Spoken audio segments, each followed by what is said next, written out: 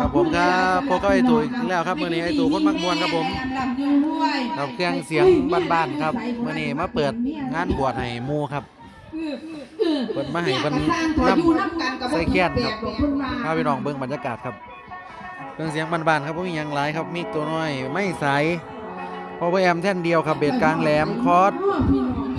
3ทางของคอร์สของธาดาครับแล้วผู้ไปย่อบอถูกคอแล้วผู้ไปย่อบอถูกปองมันสิเสียวหักใจ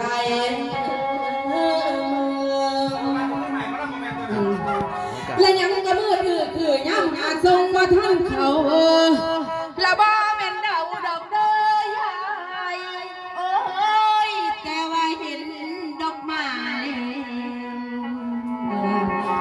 ละพ่อปันเสื้อขายเอวละพ่อปันแล้วข้าบัวคือจังน้ำบดพันเบิ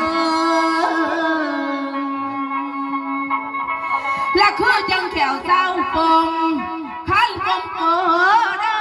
กลมโอ้ยามหาใส่ส่งบ่ทันลานเด้อยายโอ้ยโอ้ยน้าโอ้ยน้าโอ้ยพอฟังครับพี่พี่น้องแก้บาดกันนะอาจารย์หมอเที่ยวพอฟังพี่แม่นะเตยแม่พนักปากเป้ากับเตยโลดเขาแล้วอ่ะเตยก่อนมี50 บาทต้มครับ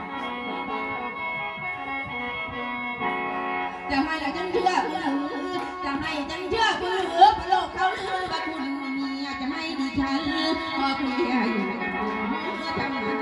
คำพูดไม่ตรงกับใจแม่ผู้ชายเขามาหลอกคำผ่านเอาพนอฉันขอบอกอภรฉันขอบอกอภรกัน